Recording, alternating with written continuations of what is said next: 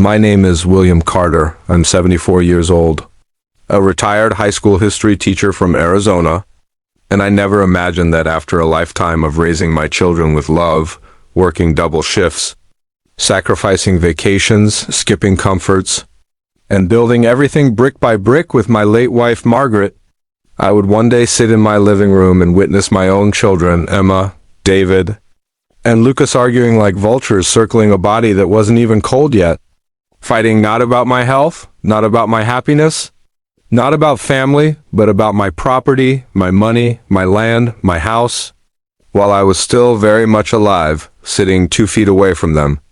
It started subtly months earlier, little hints I didn't want to acknowledge, like Emma casually asking who would get my house in the future, or David checking the value of my land online and telling me I should consider signing things early, or Lucas visiting only when he needed financial help, avoiding real conversation but scanning the house as if mentally calculating what each item might sell for. And I kept pushing those signs aside because I wanted to believe my kids were better than that they cared more about me than the things I owned. But life has a cruel way of exposing truth when you least expect it. And for me, that moment came on a Sunday morning when I was sitting at the kitchen table having tea, listening to the wind brushing against the windows, when Emma suddenly burst in through the door, followed by David and Lucas, all three of them talking loudly, accusing each other of trying to take the bigger share, and arguing about a future that wasn't theirs to decide. Emma wanted the house because she said she needed stability. David said he deserved the land because he had business plans, and Lucas insisted that everything should be sold and split, equally so everyone got their fair share, and none of them realized I was standing right behind them, listening to every poisonous word, every entitled demand, every assumption that my belongings were already theirs. I finally stepped forward and asked, "Why are you discussing my property?" And instead of looking embarrassed or apologizing, they all spoke at once, justifying themselves, telling me it's practical to plan early and we don't want problems later, as if I were already gone, as if I were a burden delaying their inheritance. And something inside me shattered, not because of the argument, but because of how normal it seemed to them to talk about dividing my life while I was still breathing.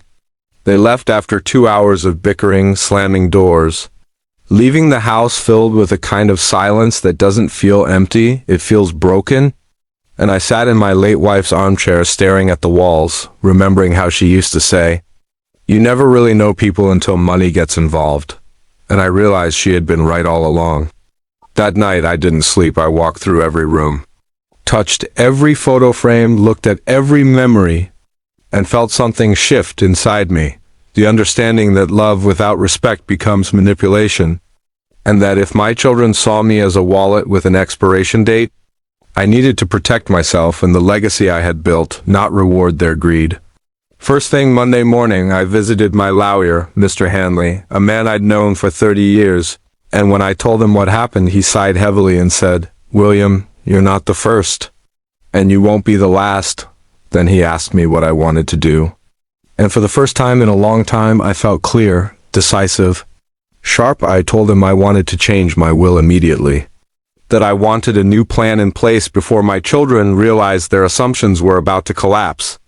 We spent hours rewriting every detail, every asset, every account, every clause, and by sunset my new will was ready, a will that none of my children would ever see coming. Instead of leaving the house to Emma, the land to David, and the money to Lucas as they expected, I left the majority of my estate to my granddaughter Lily, the only one who visited me because she enjoyed my company, the only one who asked about my health, not my assets, and the only one who came over to play chess, not to calculate what furniture she might inherit. I also left a portion of my savings to charity in Margaret's name, and only a symbolic amount, $1 each, to my 3 children, not because I wanted revenge, but because I wanted the will to reflect the truth they had emotionally checked out of my life, long before they assumed they could divide what I owned. The next weekend, they all showed up again, pretending to be cheerful, bringing pastries, trying to act like nothing had happened, but the fake sweetness was so obvious it almost made me laugh. And when they started to circle back to the topic, "Dad, we should really finalize some plans for the future," I calmly stood up, walked to my desk, and handed them each a sealed envelope with their name on it, saying, "Since you're all so eager to discuss my property, let's make it simple." And they opened their envelopes right in front of me, expecting deeds or decisions or some confirmation of the inheritance they were already fighting over. But instead they found a letter from my lawyer confirming my new will, the one that left everything to Lily and Charity and gave them each a single symbolic dollar. And the room went so silent I could hear their breathing change, their pride collapsing, their entitlement cracking. And Emma was the first to speak, her voice shaking with anger as she yelled, "Dad, how could you do this to us?" And I replied calmly, "The same way you all did it to me without thinking about anyone's feelings." And David started pacing, insisting I was being emotional, that I couldn't punish them like this, while Lucas had the audacity to say I was ruining the family, and I simply pointed toward the door and said, "Family isn't built on greed." Then I turned my back on them for the first time in my life, not out of anger, but out of self-respect. They stormed out one by one, slamming the door the way selfish children do when they don't get their way.